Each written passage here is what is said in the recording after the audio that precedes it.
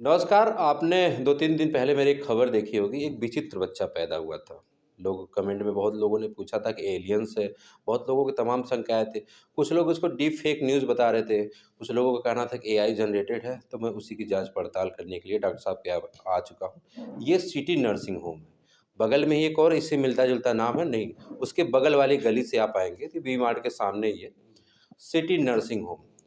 और बता दूँ कि डॉक्टर साहब हैं, डॉक्टर तारिक साहब हैं और ये मूल रूप से हमारे आज़मगढ़ ज़िले के ही हैं और ख़ास बात ये है कि हम दोनों लोग एक ही स्कूल से पढ़े-लिखे हैं। स्वागत है सर आपका। बहुत धन्यवाद आपका।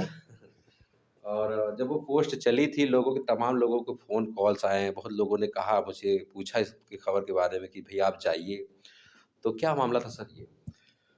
नहीं, खबर तो बिल्कुल आपकी पक्की थी और सच्ची थी जी। और मेरे खुद की अस्पताल की बात है। हाँ।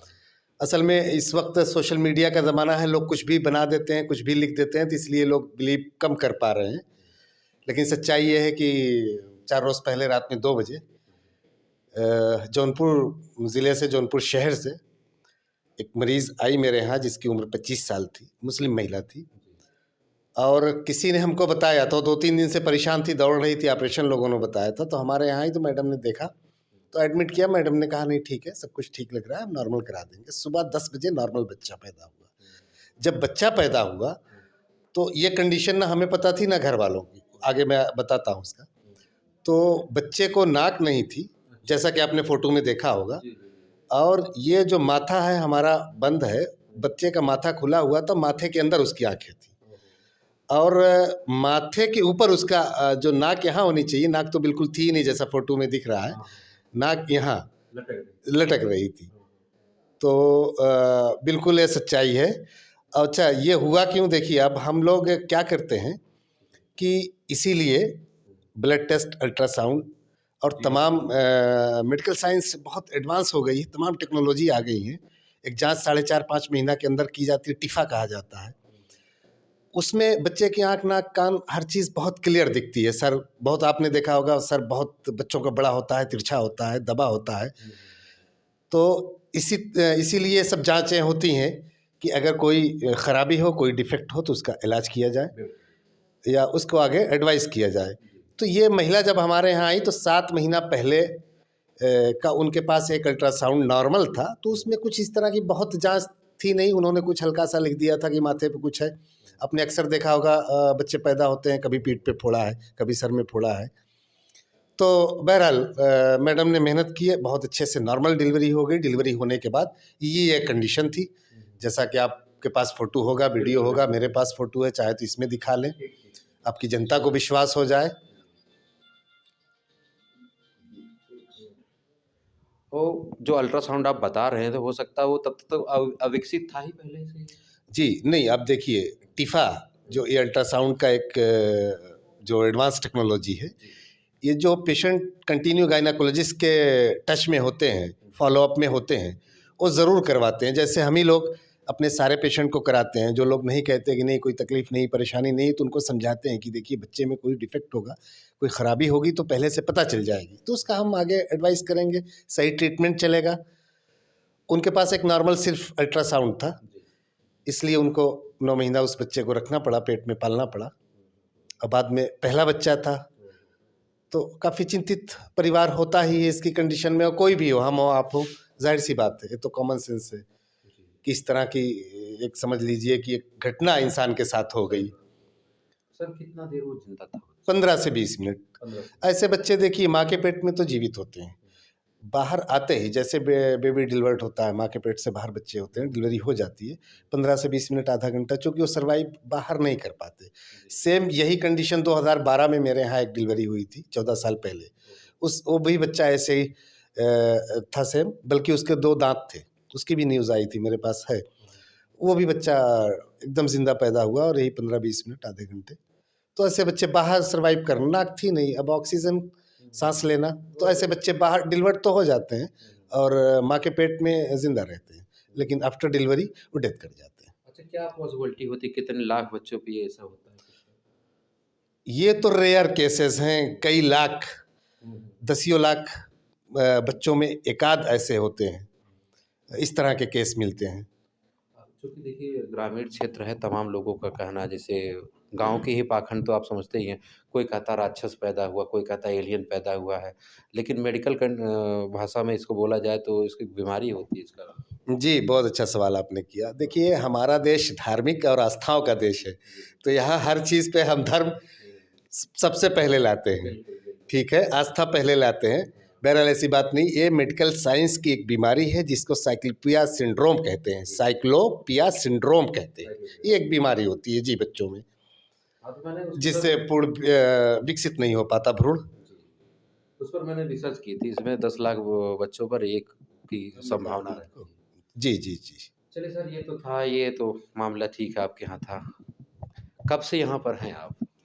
मैं शाहगंज का सीनियर प्रैक्टिशनर हूँ, मुझे 20 साल हो गए शाहगंज में प्रैक्टिस करते हुए। मैं इस अच्छा मेरे दर्शकों को बताइएगा आप मूल रूप से कहाँ के हैं? मैं मूल रूप से ग्राम लखमापुर, ब्लॉक पवई, तहसील फूलपुर, जनपद आजमगढ़ का निवासी हूँ।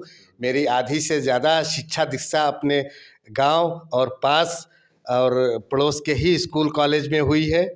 उसके बाद मैं मुंबई और महाराष्ट्र और एमपी लखनऊ में शिक्षा ग्रहण किया।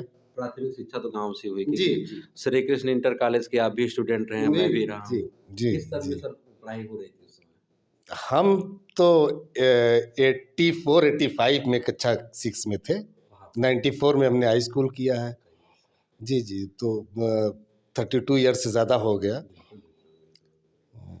चलिए, अच्छा लगा सर मिल के आपसे और जो न्यूज़ थी, जो लोगों की डाउट से जो लोगों की शंकाएँ थी दूर हुई और दोस्तों आपको बता दें कि आजकल हमारे क्षेत्र में सबसे ज़्यादा आपने यहाँ रूरल एरिया में पूर्वांचल में देखा जाए, ज़्यादातर जो हॉस्पिटल्स हैं ऑपरेशन पे ही जोर डालते हैं। ऑपरेशन से बच्चा पैदा करना या कुछ भी किसी चीज़ का सॉल्यूशन ऑपरेशन ही बताते हैं।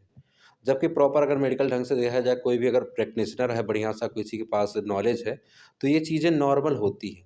अभी मेरे ही एक रिलेटिव की 15 दिन पहले डेथ हुई थी। अभी मैं यहाँ से होके जाऊँगा वहाँ पर। बता दें कि फूलपुर के किसी नर्सिंग होम में हुआ था और जो ऑपरेशन हुआ, उसके बाद जब हालात बिगड़ गई तो लाके शाहगंज में दुबे जी के यहाँ लेके आया, लेकिन बचाया नहीं जा सका। उन लोगों के लिए क्या कहेंगे जो डायरेक्ट मतलब रिस्क ना लेते हुए डायरेक्ट ऑपरेशन के लिए सजेस्ट करते हैं? नहीं, अगर देखिए इस तरह का मामला है तो एकदम बिल्कुल गलत है।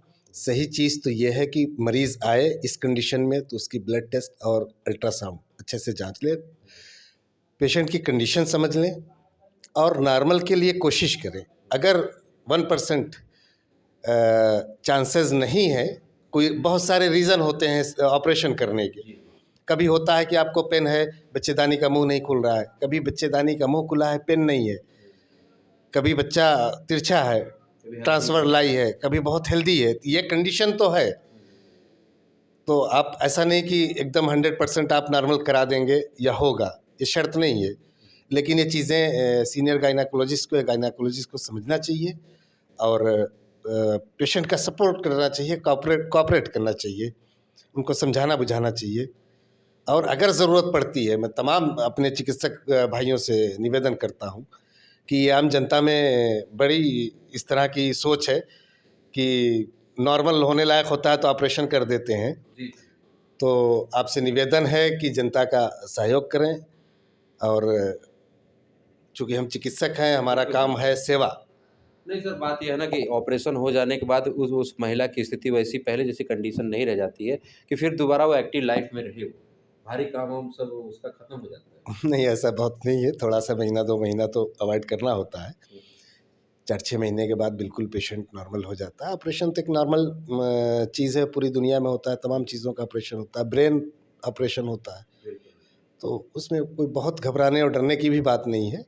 लेकिन ठीक है, एक नॉर्मल चीज़ है और उसके बाद किसी चीज़ को सिल देना, बाँध देना, फिर से जोड़ना, तो फ़र्क तो पड़ ही जाता है।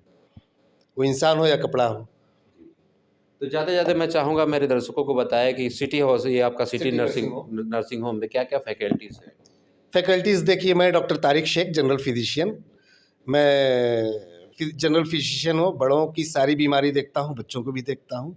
और यहाँ मैनेजिंग डायरेक्टर जो हैं हमारी Mrs doctor Saeeda Humaira Bano, senior consulting gynaecologist हैं और आपकी दुआ से भगवान ने हाथ में जादू किया है। मेरे यहाँ किसी का बहुत भाग खराब है तो सीज़र होता है, वरना 90 नहीं, 95 नहीं, 99% मेरे यहाँ नॉर्मल डिलीवरी होती है। 20 साल से मेरे यहाँ इस 4-6 ज़िले से लोग ढूंढ के पूछ के आते हैं। आप मेरे बारे में पता कर लीजिए, मैं अपनी प्रशंसा नहीं कर रहा हूँ। आप मेरे बारे में शाहगंज में या क्षेत्र में पता कर लीजिए। अंबारी, पवई, माहौल, फूलपुर से भी हमारे पेशेंट आते हैं, जहाँ आपका घर है, अब शुरू से आते हैं। और आजमगढ़ और इधर जौनपुर, बनारस तक के पेशेंट आते हैं, सुल्तानपुर तक के पेशेंट आते हैं, सिर्फ इसलिए कि मैडम टच कर देंगी, छू देंगी तो नॉर्मल हो जाएगा। जिस भरोसे से आती हैं, उसी ईमानदारी से हम लोग अपना काम करते हैं और बिल्कुल नॉर्मल, ईश्वर की कृपा से नॉर्मल डिलीवरी करा के बच्चे को एकदम खुशी खुशी हाथ में दे देते हैं।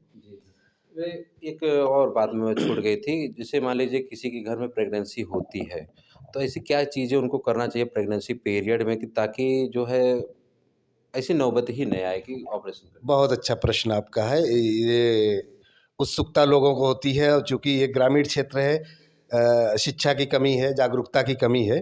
तो सबसे पहले तो जैसे ही लेडी प्रेग्नेंट हो, महिलाएं जैसे भी गर्भवती हों, गायनेकोलॉजिस्ट के फॉलोअप में आ जाएं। कुछ मेडिकेशन चलता रहे उनका, समय समय से ब्लड टेस्ट, अल्ट्रासाउंड, और जैसे हमने कहा कि ग्रेड 2 की, लेवल 2 की जो बड़ी जांच आ गई हैं, टीफा वगैरह, ये सब होता रहे तो उससे होगा कि बच्चे में कोई डिफेक्ट है तो आपको पता चल जाएगा। जैसे मैं बता दूं कि कभी कभी 9 महीना पेशेंट हमारे यहाँ नहीं आता, रात में अचानक आता है तो पता चला उसको हीमोग्लोबिन 4 है। अब 4 हीमोग्लोबिन पे चूँकि नॉर्मल भी डिलीवरी होती है तो जो नेचुरल प्रोसेस, अच्छी खासी ब्लीडिंग होती है, आफ्टर डिलीवरी भी ब्लीडिंग होती है। और अगर कहीं ऑपरेशन करना पड़ गया तो आप क्या करेंगे? 4, तो इसलिए बहुत सारे हम ही लोगों को पास पेशेंट आता है, अरे साहब नहीं, कोई तकलीफ नहीं, कोई दिक्कत नहीं, क्यों जांच कराएंगे? पेशेंट की भी कहीं नहीं कहीं कमियां हैं, गार्जियन की भी कमियां हैं। तो मैं ये जनता से निवेदन करूंगा कि एकदम लापरवाही ना करें। आप हमेशा 9 महीना जो है डॉक्टर के की देख रेख में रहें, दवाएं लेते रहें, कुछ खान पान अच्छा रखें, अपना हल्की फुल्की एक्सरसाइज करें, काम भी करें। चलिए दोस्तों, काफ़ी लंबी वार्ता हुई डॉक्टर साहब से, और वीडियो कैसी लगी आप लोग कमेंट करके ज़रूर बताना। फिर मिलते हैं किसी नेक्स्ट वीडियो, तब तक के लिए जय हिंद।